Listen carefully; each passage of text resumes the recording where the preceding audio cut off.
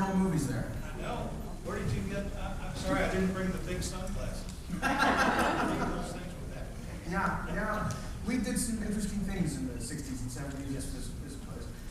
Ronnie Tutt is still trying to live down one of the shirts he was wearing last week. So it's an interesting thing. We always get to see the mistakes that we made. For the time, it was all great-looking clothes and sunglasses. Yes. And I think they have a microphone for you. Checking. Hi. Thank you, sir. This brings up an interesting thing because we're seeing Elvis in rehearsal here from That's the Way It Is, but you guys had rehearsed before he opened in Vegas. Oh, yes. Obviously, and that was an interesting time because much like the Chilean Miner, we know how the story is. Excuse me? They all got rescued, but at the time, you're going through it, you don't know how the story is going to end. When you're rehearsing with Elvis, preparing for opening in Vegas, you don't know how the story's going to end. You don't know what the result of that opening night is going to be. Did you guys, can you remember, was there pressure? I know there were a lot of rehearsals. There were. We had been working with Jimmy Dean right across the street at the Landmark Hotel. And Elvis had come over a couple times and seen our show with Jimmy.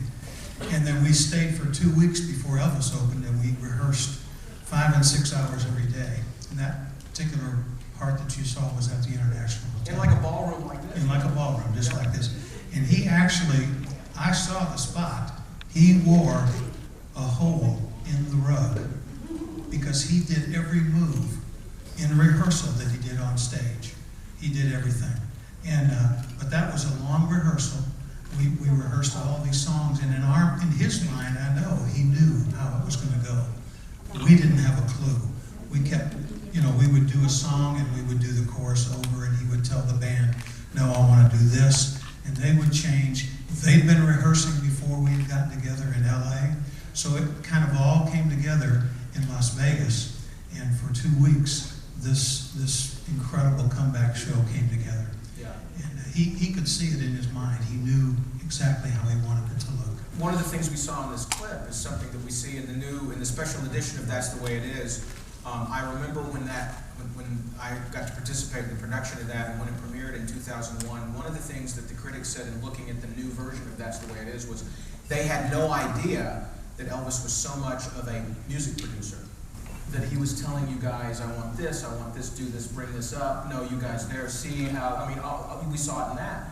Those are new moments that we recognize. You guys always knew that, so you knew he was literally his own producer. He was, and he was when we were in the studios, he would be pretty much producing. Felton Jarvis, of course, being right there, Al Pachuki and all those guys. But Elvis would say, I want the voices to sing right here, and I want them to sing this chord and do this. He was hands-on arranging it as we went along. And of course, those are arrangements that have lived forever because it came right out of his mind. Yeah, and untrained in music, so he heard this. That's what they say, but I believe he was trained by the good Lord. I believe he had a special gift. When you hear Elvis on the radio, do you sing along? I do. Do you sing your part, or do you sing Elvis? I sing my part. When you've done it as many times as we did it for those years in Vegas, it's you can't help yourself. When we did Suspicious Minds and I would do the duet, sometimes Charlie would do it, but for the most time it was the duet that I did with him, and I always sing it with him. I just can't help myself. I hear from gospel singers who sang with Elvis that he would have been a fantastic quartet member, but he would have probably sung everyone's part all over. That was his problem. He couldn't, if he could have split his voice into 4 portions, he would have sung, because he loved the bass part, he'd sing JD's part, and then he would sing the tenor part, and he knew all the places. He would sit at the piano, and many times afterwards we'd go up to Penthouse, and he would sit down and he would say, now I want the bass down here on this note, and he'd want the tenor up on this note, and here's where you go. And he would actually have his hands like this. It looked almost contorted because that's how he was showing us what parts he wanted us to sing. That's what he heard in his head. You mentioned those late night gospel singings. There was another show after the show. Oh, definitely. Up in Elvis's suite. Those are legendary. I wish put a film crew there for those Wouldn't things. that be great? Those are some legendary stories. What are your memories of, how does that start? Do you all go up after the show? Or? Well, for a good while after we started, we didn't go up there. And one night, The the Imperials did not go up after the show. And Joe Esposito came in one night and he said, guys, did Elvis do something to upset you? And we said, no, what do you mean?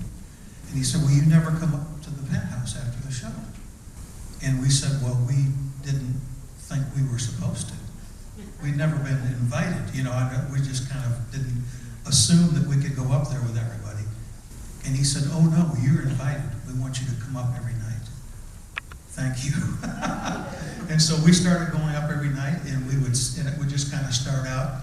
Everybody was relaxing from the show, and Elvis would either usually he would change clothes, and he would just be relaxing. And he would have something. He never had any alcohol. I never saw the man drink. He sometimes had this little cigarette that he never lit. It was a cigar, a little cigar. He never lit it. I never saw him smoke. And he'd walk around with that, but he was relaxing. And then the way he relaxed was more singing. He had just sung for the whole evening. But to relax him, he wanted to sing. And so we would get around the piano and we would start singing. Was it that way in the studio too, when you guys would go in to record? It was a little more disciplined in the studio because he had particular songs that he wanted to sing. Up there, he just would sing what he felt like he wanted to. So truly, the music was in him. I mean, that was, Definitely. you wouldn't think that somebody after they've done a complete concert would go relax by doing We were whipped, you know, we had done two shows. You hear about Vegas throat from performers. And here was a guy who was singing 6, 7, 8, 9, 10 hours a night in that. I mean, that Vegas throat it's very dry in Las Vegas, and a lot of performers suffer if they're there a long time. I've had it. Yeah, so you know. I don't remember he may have gotten it one night, but I don't remember. He gave everything when he went on that platform. So if he couldn't talk, he would, you know, he'd have somebody talk for him because he wanted to be out there. He just loved it so much. But I don't remember him ever having Vegas throat. Yeah. Tell me about He Touched Me, that song. It's a fantastic album, but that song had been around a while. It had been sung by other people. Yes, it was written by Bill Gaither. Obviously, everybody knows the Gaither homecoming videos.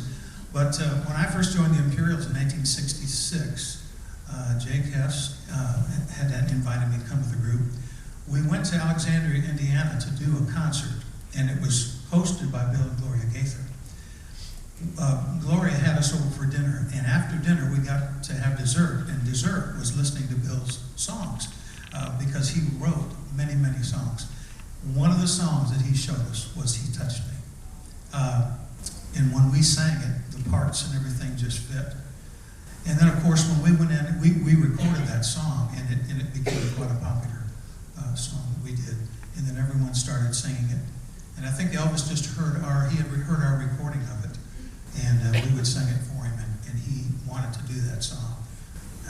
And so as a result of that, he recorded it, basically re-recorded our album that we had done. He loved everything on our album that we had done, and so he did a lot of those songs. But that was the song.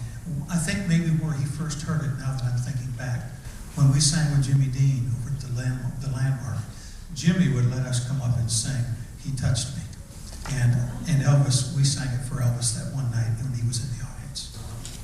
It's interesting because that album, that song, I mean, you as a musician, what does it say about the Elvis legend and Elvis's love of gospel that those are the only Grammys that Elvis had? I thought that was amazing.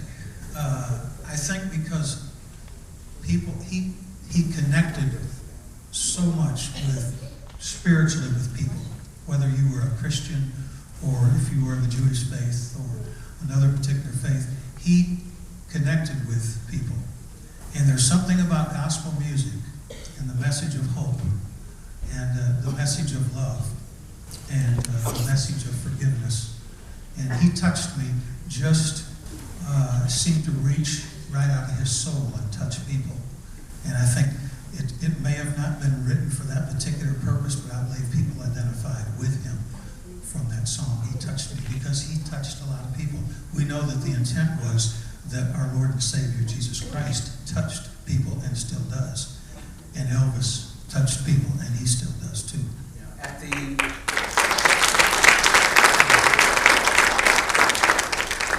I'm trying to remember which was the Elvis, the concert at the Pyramid. Was it 20 or 25? 25 at the Pyramid?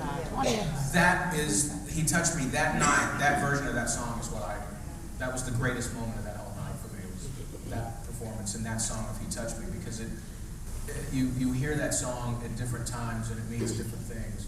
And it's a neat gospel song. And it's one of those gospel songs too that in the Elvis world, we all know it. But if you ask the man on the street for a gospel, it's How Great Thou Art and Amazing Grace. Yes. But that's just as important, I think, a gospel song, especially in Elvis's career.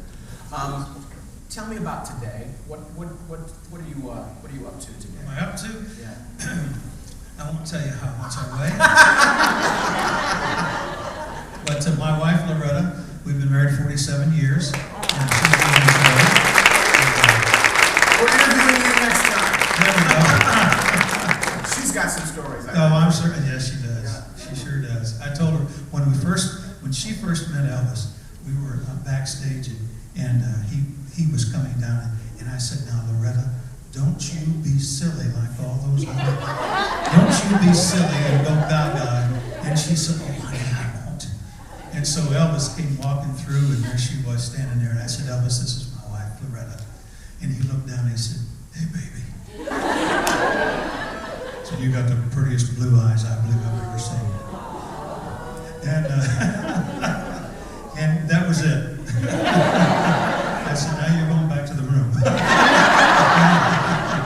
But no, he was very gracious. But we've been married, and of course I traveled for 20 years with the Imperials, and then I sang for 5 years with the Gaither Vocal Band. You'll have to excuse me, I'm getting ready to have a polyp removed off of my vocal cord, so I'm a little bit hoarse.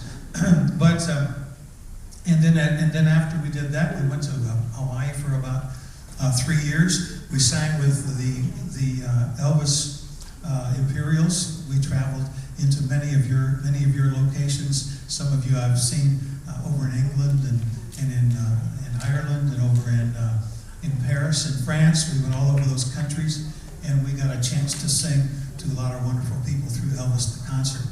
And so that's what we did for many years. And now I am a director of music and senior adults at Victory Baptist Church in Mount Juliet, Tennessee. And that keeps me busy about 4 days a week. And so I'm thankful that the Lord has given me the opportunity to do that, because I really love music and it's been my life. And now I get a chance to work with the choir and to work with people. She said, "Honey, why are we getting all these invitations to do these senior adult banquets and things?" And I said, "Why are we?" And she said, "Have you looked in the mirror lately?" And so we're enjoying life together, and God has been good to us. And but I would say that the times with Elvis were things that those were days that I'll never forget.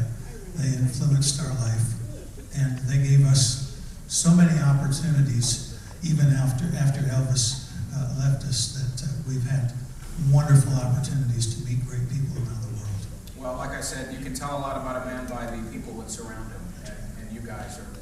That's fantastic. And Jim is one of those voices that we're singing along with you too when we listen to Elvis. Jim Murray, ladies and gentlemen. Thank you.